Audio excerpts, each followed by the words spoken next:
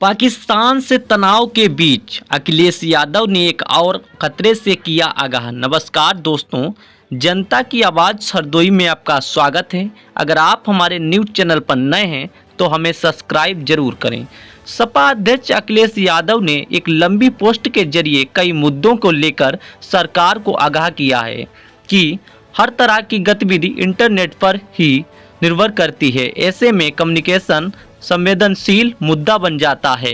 Operation सिंदूर के बाद भारत और पाकिस्तान के बीच जबरदस्त तनाव है। ऐसे में समाजवादी पार्टी के राष्ट्रीय अध्यक्ष अखिलेश यादव ने सरकार को टेक्नोलॉजी और संवेदनशील सूचनाओं को आदान प्रदान को लेकर सतर्क किया है। उन्होंने इस बेहद संवेदनशील मुद्दा बताते हुए कहा कि आजकल साइबर क्राइम निरंतर बढ़ रहा है, जिसकी वजह से आम आदमी ठगा जा रहा है।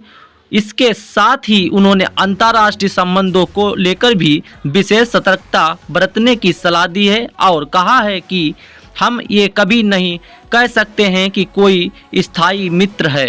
सपा अध्यक्ष एक लंबी पोस्ट के जरिए कई मुद्दों को लेकर सरकार को आगाह किया। उन्होंने लिखा, आज के युग में जबकि लगभग हर हाथ में मोबाइल है, हर तरह के जमीनी हवाई वाहनों और जलपोतों तक में जीपीएस लगा है और हर तरह की गतिविधि, चाहे वो शासनिक प्रशासनिक हो, बैंकिंग हो या विविध संवेदनशील सूचनाओं का आदान प्रदान, सब कुछ तो इंटरनेट पर ही निर्भर कर रहा है। ऐसे में कम्युनिकेशन एक बेहद संवेदनशील मुद्दा बन जाता है।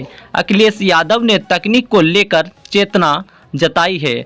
सपा चीफ ने लिखा कि साइबर क्राइम का अपराध निरंतर बढ़ रहा है, जिससे बड़ी से बड़ी कंपनियां हैक हो रही हैं और आम आदमी ठगा जा रहा है।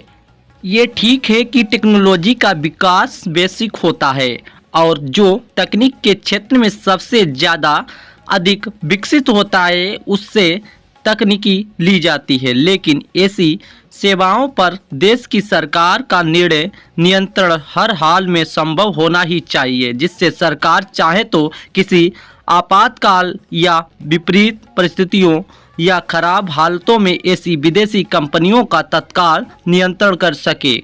सपा चीफ ने लिखा, दूसरे देशों से तकनीकी भले ही ली जाए, परंतु आत्मनिर्भरता के प्रयासों को कभी नहीं छोड़ना चाहिए और न ही इस शर्त को कि इस टेक्नोलॉजी के संचालन या कहे ऑपरेशंस पर हम जब चाहें युक्ति नियंत्रण पाबंदी लगा सकेंगे। ये देश की सिक्योरिटी और सेफ्टी का बेहद सेंसिटिव मुद्दा है। ये बात हमेशा याद रखनी चाहिए। व्यापारियों के सुरक्षित माहौल जरूरी।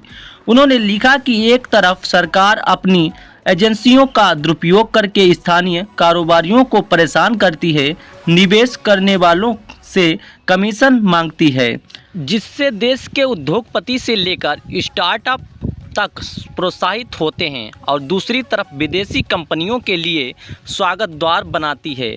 जब तक देश के व्यापारियों के लिए सुरक्षित माहौल नहीं होगा, तब तक देश में उत्पादन और रिसर्च एंड डेवलपमेंट का सकारात्मक वातावरण नहीं बनेगा।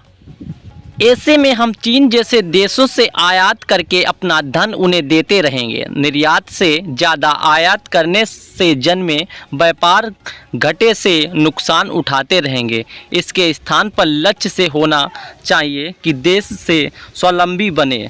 सपा नेता ने लिखा, अगर हमारे देश की कंपनियां दूसरे देशों के एजेंट बनकर रहेंगी तो ट्रेंड भले विकसित हो, लेकिन विकास और उत्पादन क्षमता घटती जाएगी। इसका सीधा असर देश की निरंतर बढ़ती बेरोजगारी पर पड़ेगा। सरकार को ये पक्ष कभी नहीं भूलना चाहिए कि विदेशी कंपनियों का टारगेट अपना प्रॉफिट बढ़ाना होता है, ना कि किसी अन्य देश की अर्थव्यवस्था को बढ़ाना। ट्रिलियन डॉलर की इकोनॉमी बनाने का सपना हमारे बड़े मकसद के नारे चलो हम मिलकर देश बढ़ाएं हो, अपने उत्पाद अपनी सेवाओं को सामने रखकर ही अर्थव्यवस्था को आगे बढ़ाने से होगा। तभी हमारा छोटे से लेकर बड़े काम कारोबार बचेंगे, सबको काम मिलेगा, सबके घर चलेंगे।